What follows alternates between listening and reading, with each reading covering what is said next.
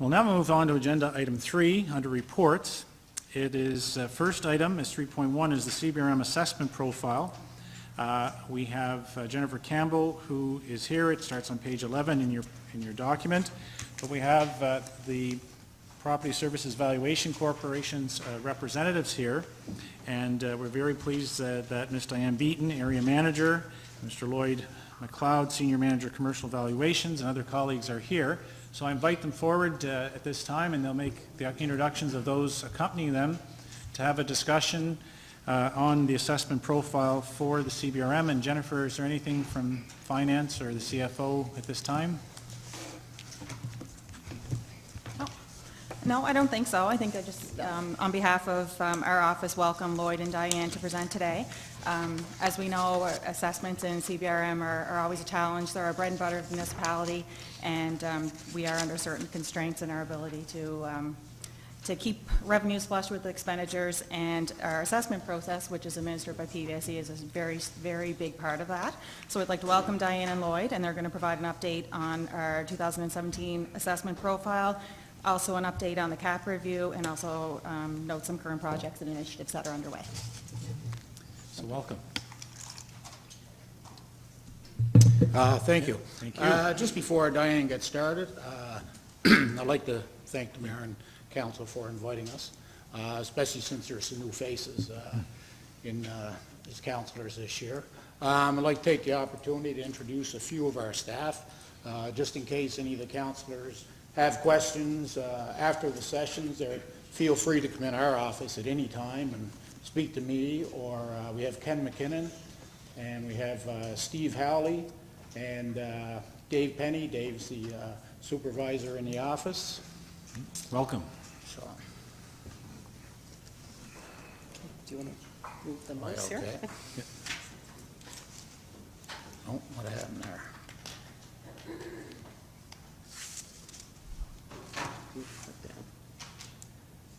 Try that. Okay, great.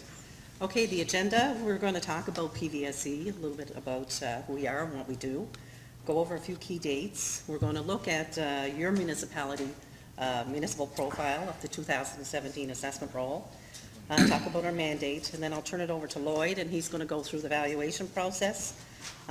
He's going to go into some detail on CAP and value-added services, and then when we're finished our presentation, we will take some questions. So a little bit about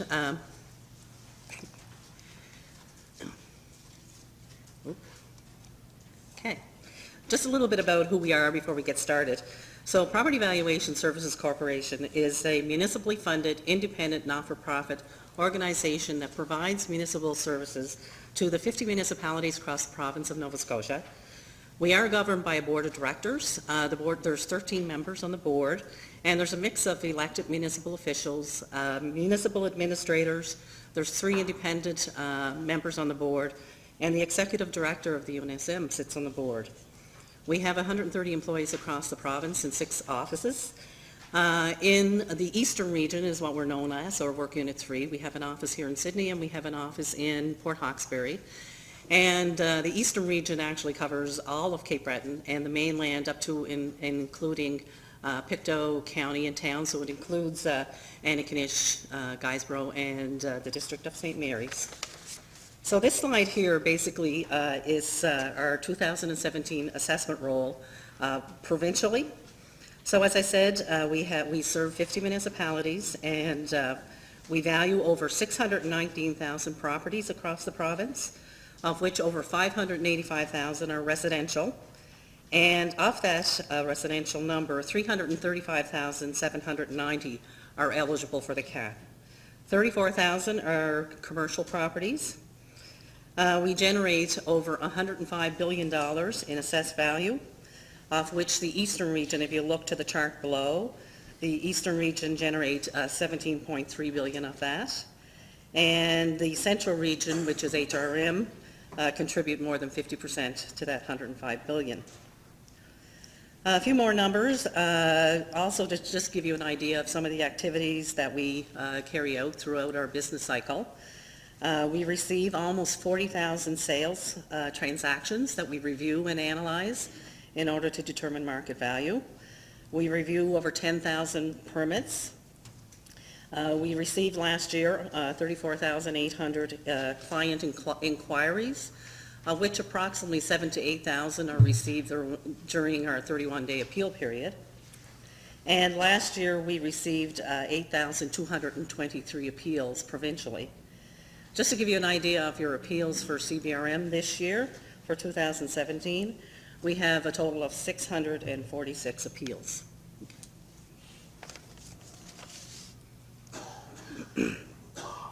So PVSC quality measures.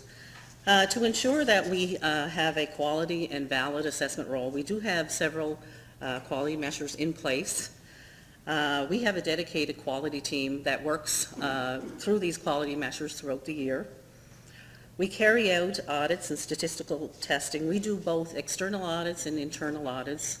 Internally, we look at our some of our processes. We audit our sales and our appeals and our permits. We also do data entry checks on a biweekly basis, and we do a role validation both quarterly and at the end of the year. Because we value over 600,000 properties every year, we do statistical testing, which allows us to ensure that our assessments are both fair and uniform. We also publish a preliminary assessment roll each October. So what this allows is for the property owner to review their assessment prior to the filing of the roll.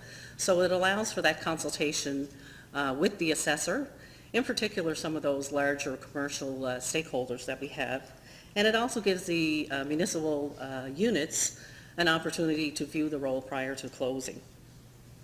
Also in an effort to measure quality and client satisfaction, we carry out a number of surveys, both on an annual basis or ongoing. We do property owner satisfaction surveys. We survey our municipal clients, or our appellants, both during and after our appeal process. And we also survey our municipal stakeholders to gauge their needs and satisfaction with our service. Some of our achievements or accomplishments over the past year that we are pretty excited about. The first one is that we're one of 6 Canadian organizations to be awarded Gold by Excellence Canada, and that was for meeting and exceeding criteria in its excellence, innovation, and wellness standard. The second one is that we transitioned from a 2-year base date to a 1-year base date for our 2017 assessments. So prior to 2017, for example, 2016, assessments were based on a market value 2 years in the past. So this was pretty, for the property owner, it wasn't relevant and it was hard to understand, so we're pretty excited about that one. We also were certified by the International Property Tax Institute, or IPTI, and that was for our adherence to assessment best practices and standards. We ended up with a score of 89.5 out of 100. And PVSC is the first assessment jurisdiction in North America actually to receive that certification. And we were also certified Great Place to Work by Great Place to Work Canada. Just a few dates, key dates that I want to bring to your attention. The first one is the base date, and I just talked about that in the last slide. So that basically is your valuation date for assessment purposes, and that's always January 1 now, the January 1 of the previous year on the assessment. So for 2017, your assessment would be based on a market value of January 1, 2016. And in order to determine market, we would analyze sales on 6 months on either side of that January 1 date. The second date is the state date, and that basically is the date that we use to reflect the physical state of the property, and that is always December 1st, immediately prior to filing the roll. So an example here would be your 2017 assessments would be based on the physical state of the property as it existed December 1st, 2016. So properties that are under construction or partially constructed, they would receive a partial assessment reflective of their state as of December 1st, 2016. The preliminary assessments, we just talked about that. We do a preliminary roll October of each year. The rolls are transmitted to the municipality the last week of December. Our assessment notices were mailed out on January 13th, and we had a 31-day appeal period, so the last day to appeal was February 13th at midnight.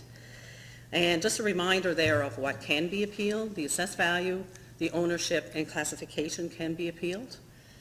And just a reminder here too that we do remind property owners that they can go on our website and they can look at details of their property by clicking on their My Property report. And the income and expense requests for information were mailed out on February 27th, 2017. So this next slide is basically a snapshot of your assessment roll for CBRM for 2017. This chart below came directly out of the municipal profile report that was filed with your roll the last week in December. And what this chart basically tells you or gives you is the dollar difference and percent difference from what we filed in 2016 to what we filed in 2017.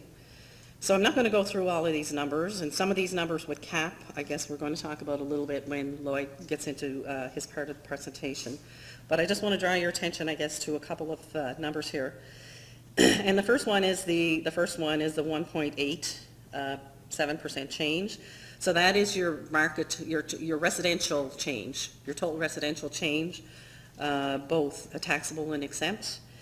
So basically, the residential market was fairly flat this year in CBRM.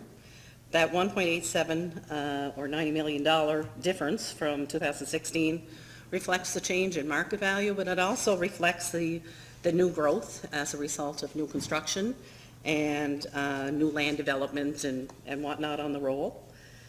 The next percent change is the second from the bottom there, is the 2.08% change, or $12 million. That's your commercial taxable change from 2016. The majority of that is driven from new development. Again, the commercial market in CBRM is very flat. A couple of more numbers just to throw out at you there. The total number of properties in CBRM, residentially, there's 59,952.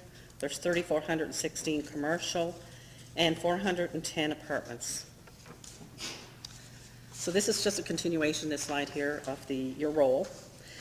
So we're mandated to assess properties at their market value, and in order to determine market value, we analyze all the sales that take place within that base date, 6 months of either side of the January 1 date. And we analyze those sales, and only the sales that are arm's length are used in our analysis. So the ones that are not arm's length after investigation are unqualified, and some examples of those types of sales would be tax sales or foreclosures, sometimes family sales. Those types of sales generally transact less than market value. So for 2017, for CBRM, we were left with a total of 1,096 qualified base date sales, 11 apartment sales, and 25 commercial sales. We also review and analyze and look at your permits, and that adds to the growth of your assessment roll. And we had 822 permits issued this year. Okay, this next slide basically is a sample of your 2017 assessment notice. Most people here would have received one or would have seen one at one point. And all I want to draw your attention to here is that the assessment notice has 3 values on it. The first one is the assessed value, and that basically is based on the market value of your property as of January 1, 2016, as it reflects the physical state of the property as of December 1, 16. So it's your market value assessment. The second value that's on your notice is your capped assessment. That will be there if you're eligible for the cap, and again, we're going to get into details of eligibility later on. And the third value that's on your notice is your taxable assessed value, and that is always the lesser of the two. And that is the value that the municipal unit will use to calculate your taxes.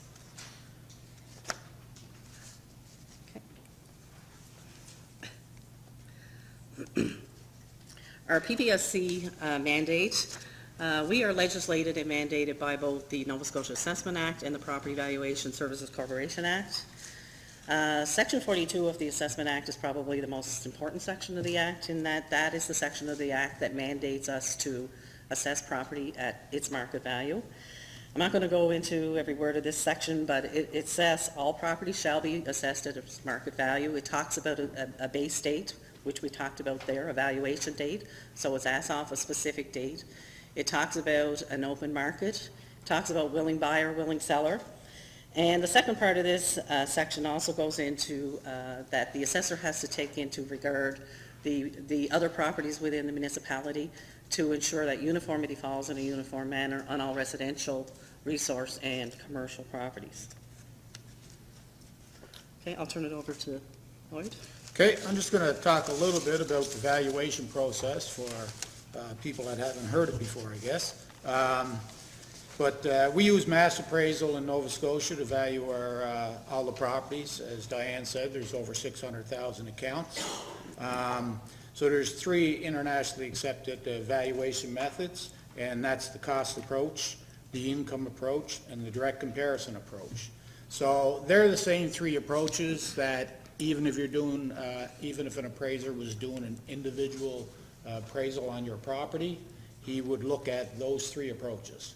So if you are getting a mortgage and you have a CRA, he has to look at all types of all those 3 things that we look at.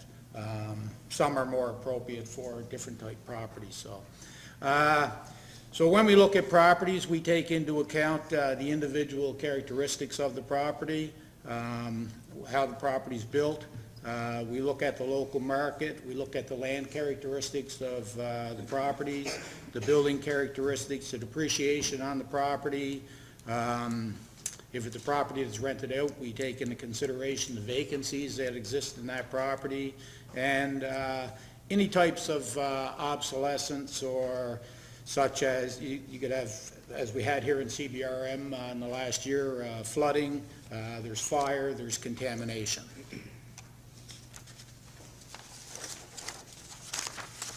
So the cost approach. So typically properties that are valued on the cost approach are owner-occupied properties, so residential obviously, special purpose properties that are commercial. So a good example would be the new Donkin mine, so we would do that on the cost approach. Churches, schools, rinks, any type manufacturing property. That basically what we look at a cost approach. It's the most commonly used valuation in Nova Scotia. And basically the cost approach is that a person would pay no more for a property than what it would cost to replace it. So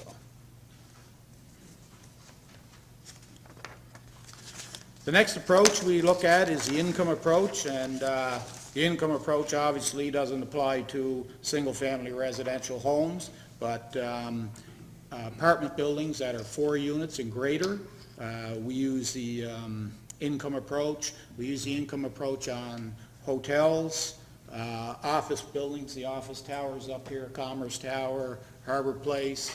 I believe actually we probably do this building on income, or we certainly did at one time when before he's kicked us out, of course, when he rented a space. But basically it's used for, income approach is used for multi-tenant buildings. So, obviously shopping centers like the Mayflower Mall. So what happens in that case is that, I think Diane mentioned before, we send it out a request for financial information. So any property that is done on an income approach on a yearly basis, we send out a request for your rent roll and your expenses to those property owners. They send the information back, we analyze the information, that's how we value those type properties. The third approach is the direct comparison approach. So we value all land value that is in the municipality. We look at all the sales of properties in similar areas that are similar type, and that's how we arrive at the land value. We look at the, what similar type houses are selling for, and we make adjustments on our houses based on the direct comparison. 4 and 5 unit apartment buildings now, we now have taken them off using just strictly income. We now look at strictly what they sell per unit. Many of the buildings on Charlotte Street, we'd probably look at direct comparison. So you have all three approaches to arrive at value, and as an assessor or an independent appraiser, you have to consider all three approaches and use the appropriate one that's for that type property.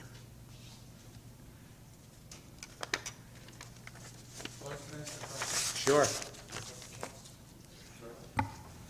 Sorry, Councillor, we'll do the presentations first, and then just reserve a question. Yep, thank you very much. Sorry.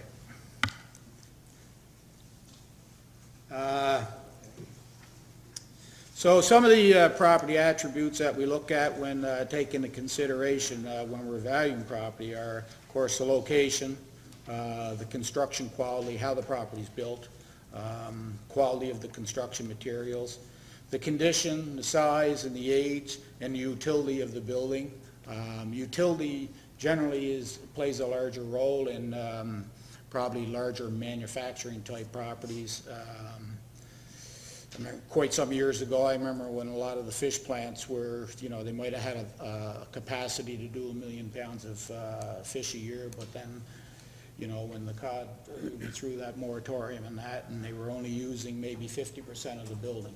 So when you look at any type of large industrial buildings, you have to look at what is the utility of the building. Is it being fully used?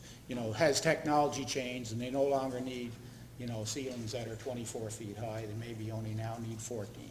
So all those things play a part in how you arrive at a value. You have to consider the proximity to nuisances, what we would call, or any damage from fires, floods. And basically, it's anything that can affect the value of a property, we have to consider it.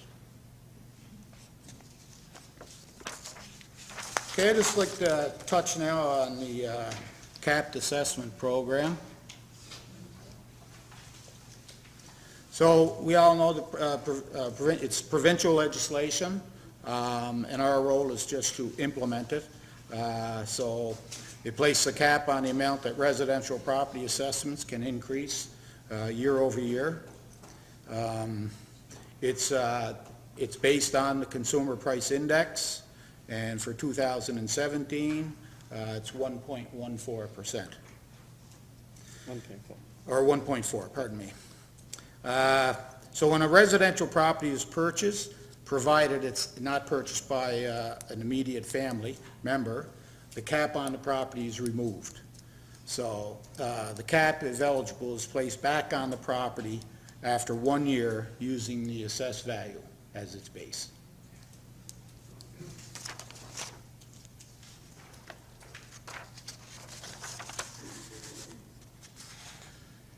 Okay, just a little brief, I guess, a little history of the cap since it's what's happened since it's come in. So in 2005, there were 25,000 properties in the cap. In 2006, it went up to 40,000.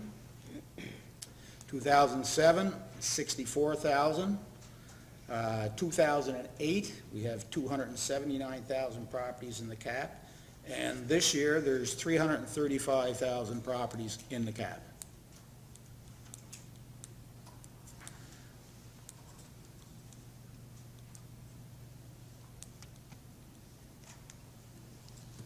So a few of the things that have happened since the cap has come in, and I'm sure as councillors, you hear it. Certainly we hear it as assessors.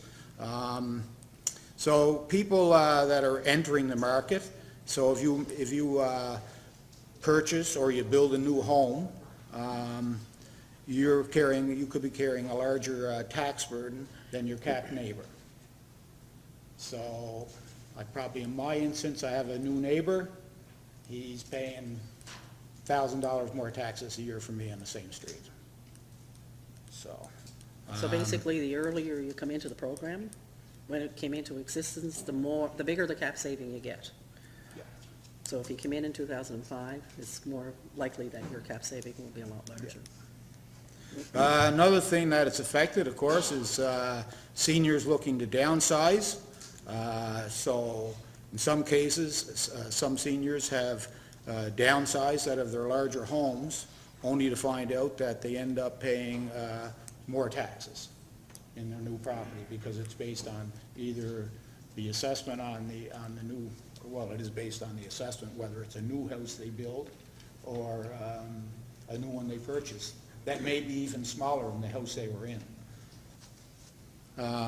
It has potential, the shortfall in a municipality could be pushed on to other type property owners, like commercial, for instance. And people improving their homes, of course. So if you do renovations to your home, that portion is not capped. So if you build a piece on your house, that piece is not capped The first year. the first year, right?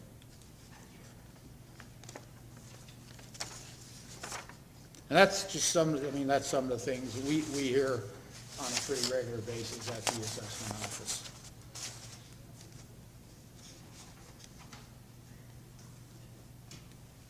So basically, the cap creates tax inequities. So as I was saying before, you can have the same neighborhood, same services, same house, but one person paying substantially more than their neighbor pays.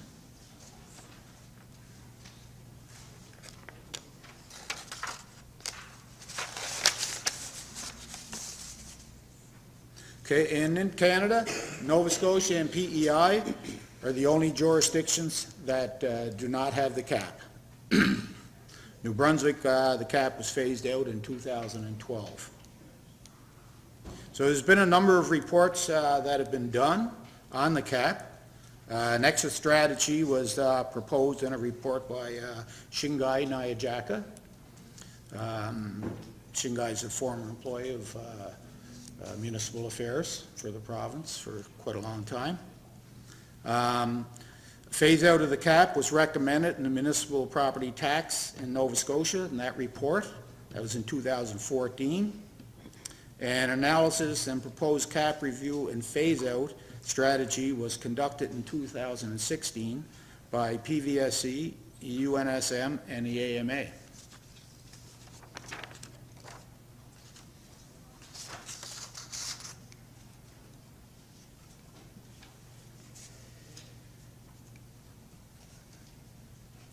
So in CBRM, the residential with, you have in 2017, eligible for the cap, you have 32,487 properties.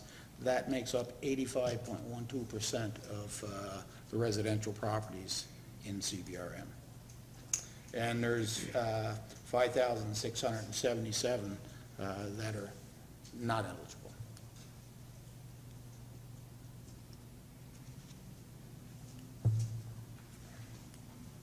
So in 2017, the total assessed residential value, market value, is 3.7 billion, and which is a change from 16 at 2.75%.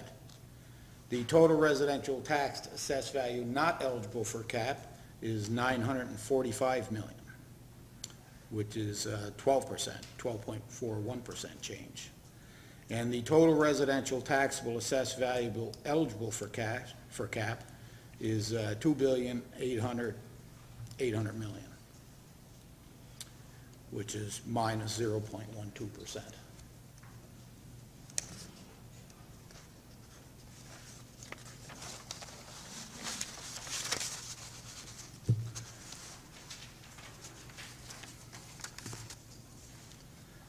Okay, so this next slide is just an example of what could happen if CBRM did decide to do something with the cap on their own. And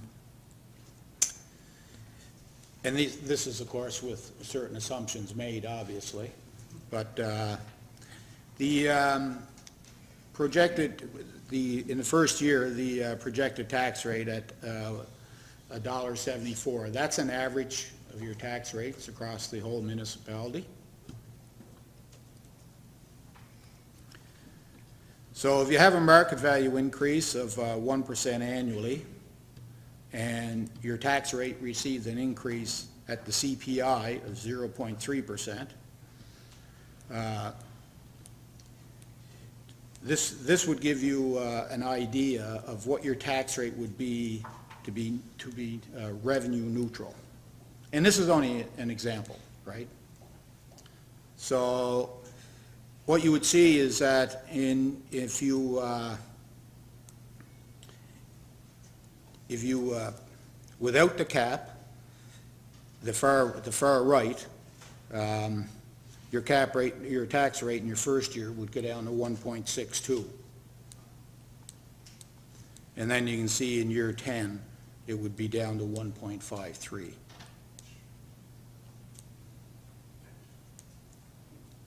Which is which line was say that was?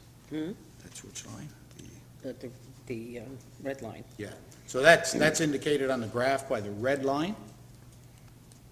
So that basically would be if you dropped your cap immediately with no exit strategy and not doing anything.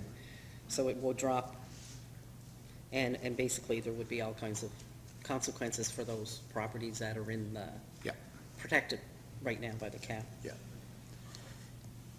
The middle one, projected tax rate without an adjustment,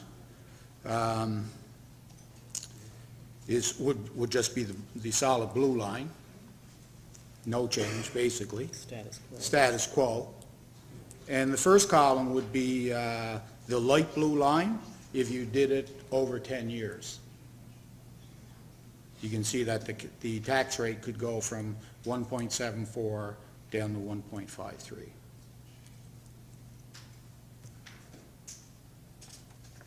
So this is just an example only. There's a lot of factors that can play into that, but it's just to show what could happen.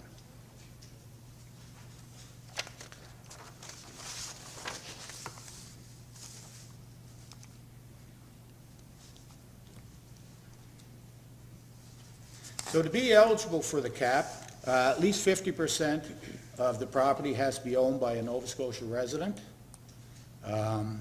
Residential properties with less than 4 dwelling units, so apartments that are 4 and over, they don't get the cap. The annual increase in market value has to be greater than the Nova Scotia Consumer Price Index. Ownership of property transfer has to stay within the family. Owner-occupied condominium, manufactured homes, manufactured home parks, co-op housing, residential or resource portions of commercial farms. So that's a change that was made a number of years ago that didn't exist when the cap came into effect. So the properties that are not eligible, if the property is majority owned by out-of-province resident, commercial properties are not eligible, new construction is not eligible in its first year, transfer of the property sales, not eligible, and non-owner occupied condominiums.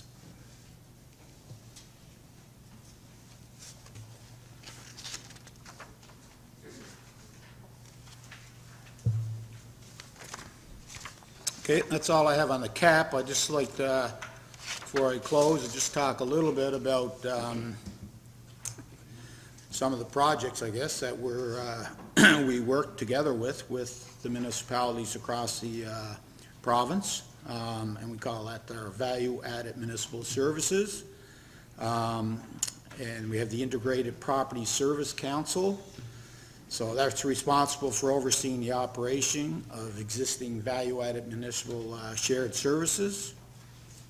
And the authorizing authority is the UNSM, the AMA, and PVSC. And a couple of the current initiatives, we've just had a launch of our open data. So the open data is a single source open data portal for municipal government and assessment data. and anybody can go on that website. I know we have a lot of data in there. I think you can see the assessment roll for CBRM for a number of years back. Sales data is in there. It's quite a number of things, and it's the municipality has information in there also. We also have a number of municipalities across the province that we worked very closely with the Permit Data Exchange, and that's an online repository where municipalities and PVSC can share permits and inspection data. So we know that we're both sending staff to the same place, and that we both can take information from that and maybe save ourselves some time and maybe not duplicate some work. E-delivery we've had for a number of years now, so that allows municipalities, utilities, PVSC to provide their customers as option to receive assessment notices, tax bills, and utility bills online through Canada Post. And last is the single address initiative, which has been in place for a number of years. We're established to improve management and sharing of civic and mailing address data for property services. So when I first came into assessment, municipality was doing address changes, we were doing address changes, assessment notices were being returned, tax bills were being returned. So this is one central spot where addresses can be changed.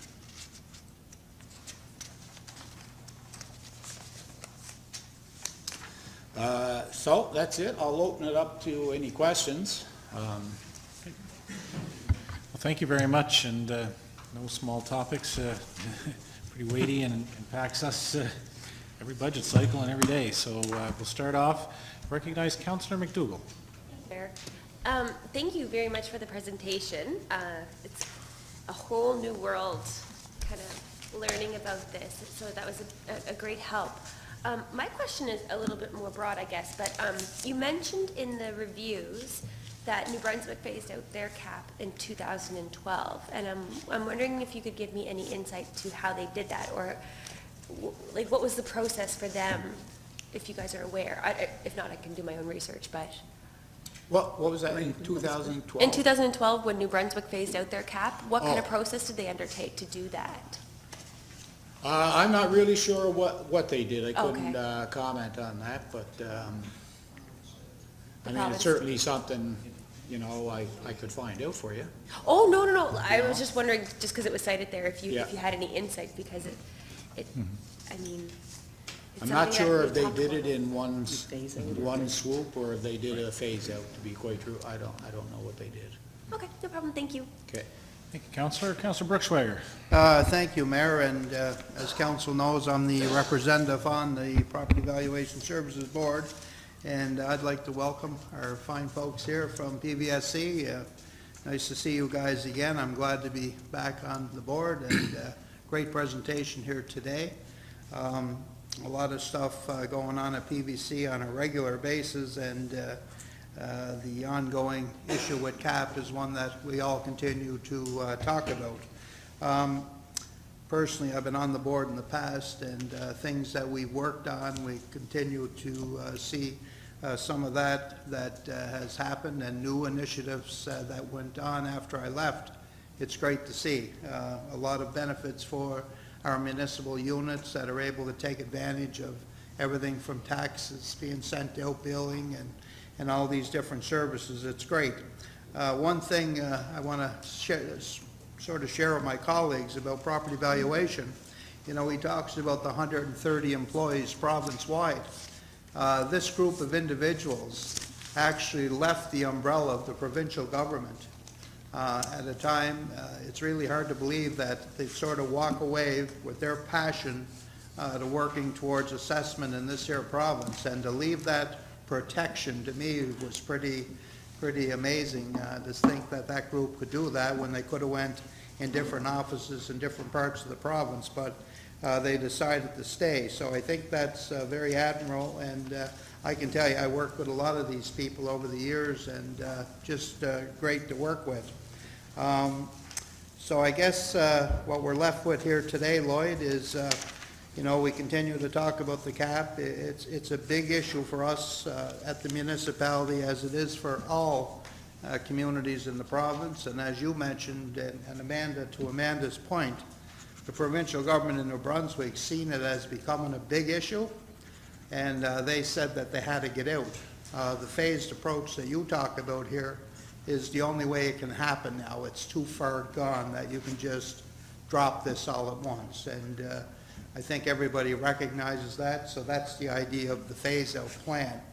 But you got to have a willingness of government, and as mentioned, we continue to make presentations to them on this particular issue, with the hopes that they'll understand that it's getting more serious for our communities. So I want to thank you guys again for being here today. Great presentation as usual, and thanks to the local staff from Sydney from being here. It's how many do we have working now in Sydney in the PVSC, Lloyd? What's the? 12. Or I should say. There's 22, I believe, 22 for now? the work unit. Wow. We have 14 assessors Right on. for the eastern region. Eastern region. Yeah. So again, thanks very much. And I hope my colleagues will ask some questions, because I know we always get questions on this cap from our constituents, and I'm hoping that we can help give some answers here today. Thank you. Thanks, Councillor. Recognize Councillor Gillespie. Thank you, Mayor, and I would like to say thank you as well for being here today. You folks don't look as mean as my constituents say you are, so that's a good thing. Unfortunately, I'm not as up to speed on the cap as I would like to be. I was a little confused after everything you said, pretty much.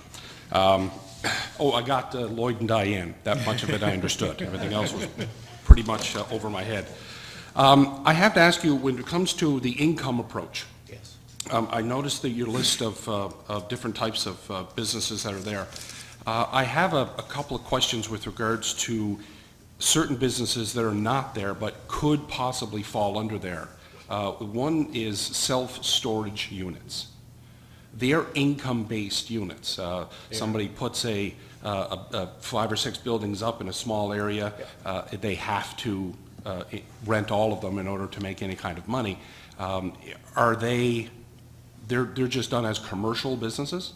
Well, they are a commercial business, so all these type properties are commercial Yeah. businesses, right? It's just the different types of approach to valuation that you use, okay? Okay. So, you are right, we can do income on storage buildings. That's a definite.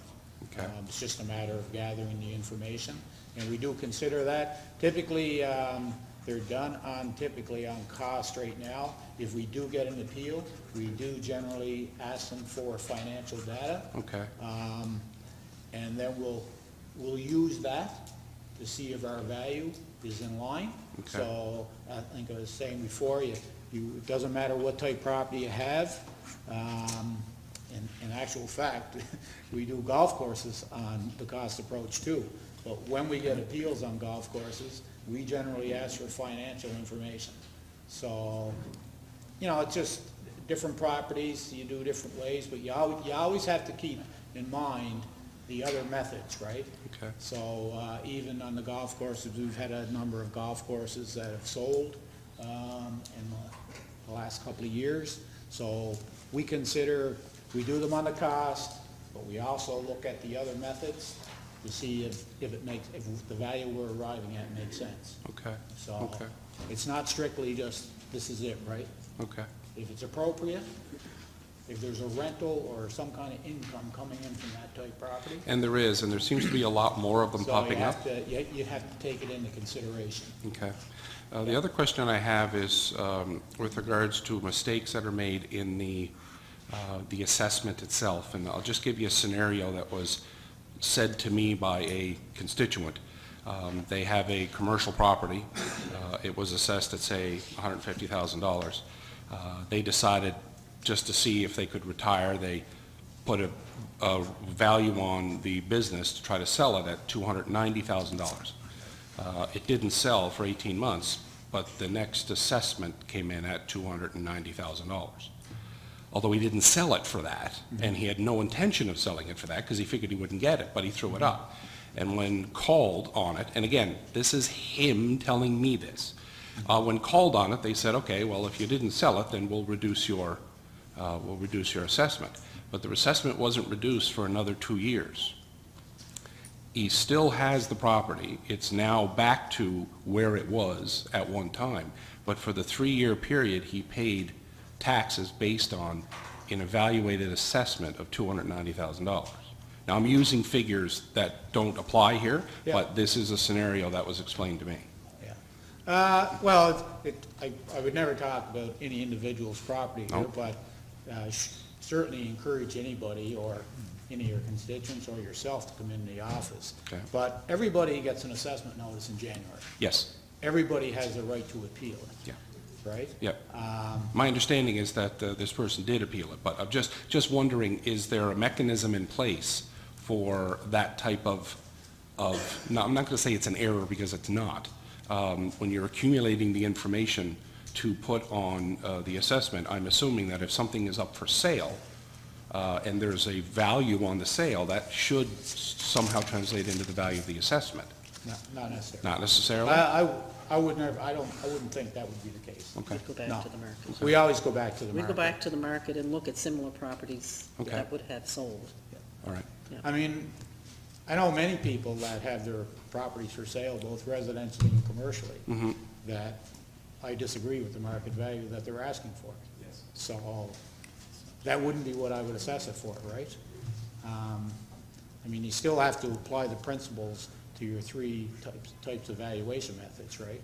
And for myself, I mean, I'm the commercial manager here. Well, I'm commercial manager for the whole province, but I have an accreditation that's AECI. It's a Canadian accreditation, so I have to abide by that. Most of the staff in our office are either credit with the Appraisal Institute of Canada or the IAAO. So they have to follow the same as any local appraiser. Valuation principles. You know, you have to use the valuation principles. Yeah. Thanks, Councillor. Councillor McMullen. Thank you, Mr. Mayor. So I have, excuse me, a couple questions. One, I'd like to acknowledge that being new to the role, I've called PVSC office numerous times, and I can't say enough how grateful and helpful every time I call. And I do understand a little more about this because of calling your office, so I suggest, Councillor Gillespie, you give them a call.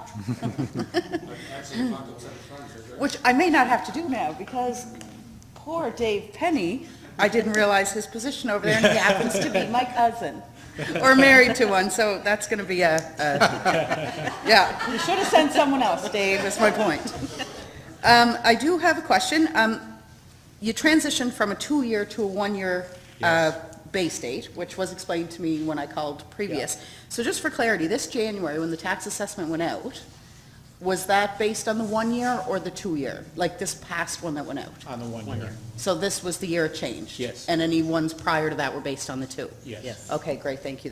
That's a question I was dealing with.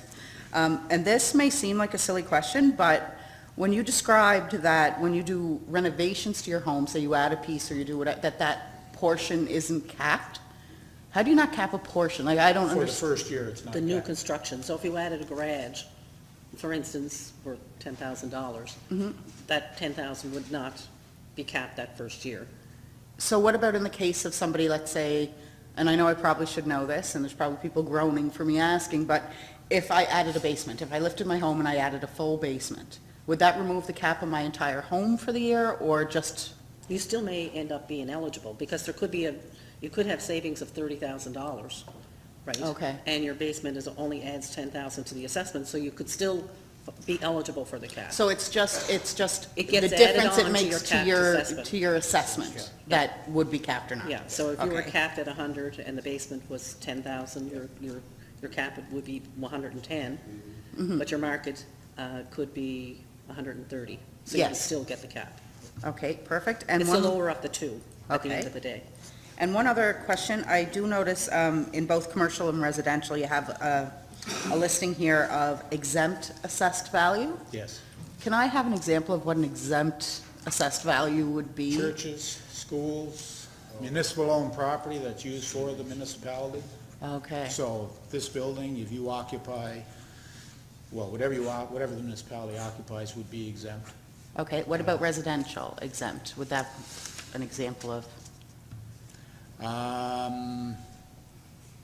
University residents. It could be municipal-owned land, too. Yeah, it on could the be some residential. municipal vacant land. Vacant land. Not as much residential, but there are some. University would be the big one, I guess. Okay, The residences out there. And just because it's exempt doesn't mean you don't get money, tax money. I mean, you get from federal, all federal properties are exempt from taxation, but you get a grant in lieu from the federal government. And for provincial properties, you do get grant on some of those properties also. okay, great, thank you. Yeah, you're welcome. Thank you, Councillor. Councillor MacLeod. Thank you, Mr. Mayor. Thank you, Diane and Lloyd, for your presentation. I've heard it several times now, and I'm always impressed. But just for a point of clarity, I thought that I heard when the cap review in Nova Scotia and PEI are the only jurisdictions in Canada with a cap. I thought you said no cap. I just want that clarified, that we're the only two that do have it. Yes, we're the Brunswick only has no two. cap. Yes. But more than 10 years ago, we, the UNSM, along with the provincial government of the day, signed an MOU in agreement that the cap would be eliminated. And then when Mr. Dexter's government came in, the Minister of Finance, Peter Graham Steele, found a loophole and he went through it and left all the residents, and we protested, we marched on Halifax, but it was to no avail at all. But I'm very pleased to see that your presentation, that there is a myth at times. This is not a myth. This is actual, and this is where it's, your base rate would be a 153 rather than what we're paying. And I think that we have to recognize that cap seems to be good, but it's not really. It's costing us a lot of money. Thank you. Thank you very much, Councillor. Councillor Coombs. Actually, mine's just a clarification. Did you say there was a 680 appeals? Or was that? I think it was 647, maybe? Okay. Is that who applied? 646. 646. And is that for all those who applied, or is that for those who had their appeals heard and No, corrected? that's the number of appeals that were filed That were filed? for this year, yes. That's total residential and commercial. Thank you very much. Do you have a breakdown of residential and commercial? I don't. Okay, thank you. A lot more residential than commercial. Yeah, the majority, I would Majority thought are so. residential. the majority are residential. I would think so. Thank you very much. Councillor Deputy Mayor MacDonald. Thanks very much, Mr. Mayor, and through you to Lloyd and Diane. Thanks for the presentation. A couple of questions, I guess. Nova Scotia PEI being the only two left with the cap system in place, recognizing New Brunswick phased out in 2012. Are you aware of how many provinces in Canada actually had a cap? Were they the only ones that actually had them? Was there others that phased out over time that you may be aware of? Or? There are other provinces that had other things. I don't know if they were all called cap. I mean, certainly Ontario's has a different approach to how they deal with the taxation issue, so I can't really say. Okay. And just in reference, I guess, to the last time that you guys were in and done a presentation, we talked about, or it had been mentioned about doing some public meetings in regards to getting the public out and better understanding how the cap system works, because many residents fear the cap coming off. There's a recognition that if the cap does come off, that residents will actually pay less, as recognized here in the 10 years that you reference, and year 10 being lower. Have you guys had any discussions on that? Has there been any public meetings across the province, I guess in particular the CBRM? And if not, why, or will you be looking to proceed with stuff of that nature? Because to me, it's important that not only council is aware of why the system is a poor system, and I'm not speaking for any of the councillors that were elected newly in the fall, but I know when I first got elected and came in, the cap always looks good when you're a resident and you're looking at this cap system, and then you come in and you understand it better and you realize how bad it is. It's hard, from my opinion, it's hard to justify keeping it in place, but residents still argue the difference on that, and I think it's just an education piece, and I would encourage those types of workshops or public meetings, town halls, whatever we want to refer to them as, to take place. I'm just wondering if any discussion has taken place, or if where you see that going. We haven't, as far as I know, we haven't had any discussions, about having any public meetings that just deal with the cap. We're always open, of course, to any municipality or any councillor or any interest group that wants to set up a meeting and learn more about assessment. We're more than willing to go and do that. The last one I did was probably in Little Redor, but that's quite a few years ago now. But certainly, we're always open to that. We'll invite people into our office, or we'll go to different areas of the municipality. But our focus is always to talk about assessment. The cap is provincial legislation, so, but we're more than, always interested in educating the public on how their assessment is arrived at, so that they have a better understanding of it, right? Well, I think as an education piece, I think it's important, and I think it's something that should be considered, whether it's through Mr. Mayor, ourselves, having those discussions, and us looking at setting up some meetings around our municipality. I think it's probably beneficial to have it around the province, but I'll only speak for the CBRM, but I think it's an education piece that needs to happen, I think. So, thanks very much. We have gone out in the last couple of years and spoken with the Nova Scotia real estate associations in an attempt to educate them, because a lot of the flack that's coming from the property owners is when they buy a property, and they're not aware of the implications. They're looking at buying the property and they're looking at the previous capped assessment. Absolutely. And then they're shocked. And we've been trying to put that out there for the realtors to educate them at that point. And I understand that, and I think that's, a good thing to be doing. Yeah. At the end of the day, you're doing your job to try to make them do their job. But I think at the end of the day, for them, they're looking at a sale. And if my tax bill is $3,000 and I'm going to make the sale, and I let them know that, oh, by the way, when you purchase a property, your tax bill is going to go from $3,000 to $5,800 tomorrow, that kills the sale. Does a real estate salesperson really want to go down that road? I think in fairness to the purchaser, I think they should have a responsibility to tell that person that. But in the end of the day, it's... Thank you. Councillor Doncaster. Following up on Steve's question regarding those storage sheds, would they be assessed in the same manner that a warehouse would be assessed? Yes. They're under, like on the income approach type? They're, basically, they're done on a cost approach. Yeah. Yeah. I think just following up on Eldon's, I've never got off the whole gist of what you're saying, but has there been any dialogue between PVSC, maybe main office, and the UNSM and the province to look at really that staggering number of 335 properties under the cap? Has there been movement on that, trying to lower that one way or the other? Well, I believe there's been a number of conversations, relating to that. But have there any discussion taken place on that at all, do you know? Well, yes, certainly there has been, yeah. Okay. Yeah. So we might see some results next year, or we're going to get the same sermon next year? Thank you, Lloyd. You're welcome. Thank you, Councillor.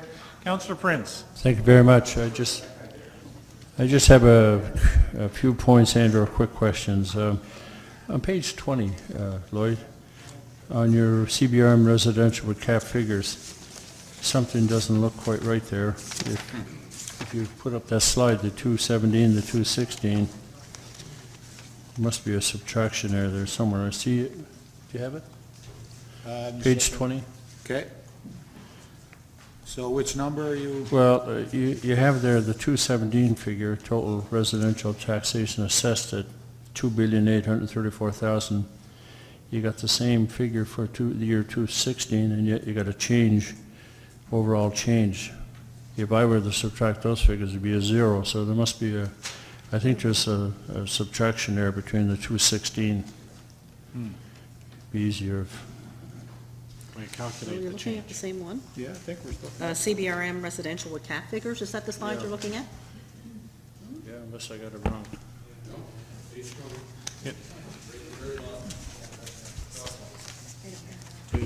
one. Oh, this one here. Yeah, that's, right here. Yeah, if you subtract it. it's a 2.8. different- Oh, yeah, they have the wrong, they got the exact same figure in there. Oh, okay, they do have the exact same figure. Yeah. Yeah, that would be, that But would yeah, I only pointed out if you're Yeah. using these figures for future yeah, demonstrations, you can correct that. I'll have to correct some. Okay, yes. Demerit points. Just on page 12, a very quick question, and you might have said it, Diana. If you did, I missed it, but the IPTE adherence to assessment best practice and quality standards, the final report was 89.5 out of 100. Now, if I made that on a test, I'd always be happy. But what is the benchmark for that? Is it 75% or 90%, or are you satisfied with 89.5 when they talk about best practices? You mean like we're What is- 90 and 110? No, this is the mark that we made from IPTE. Oh, The from 89.5, what, do you know what the, 89.5 out of 100. out of 100, yeah. And I'm just wondering, what is the benchmark for that? Is it 90%, 92%? know the benchmark. Like I said, if I made it, I'd be happy, but It know would be that- less than 89.5. Yeah. I have one more point. I'm afraid to make it.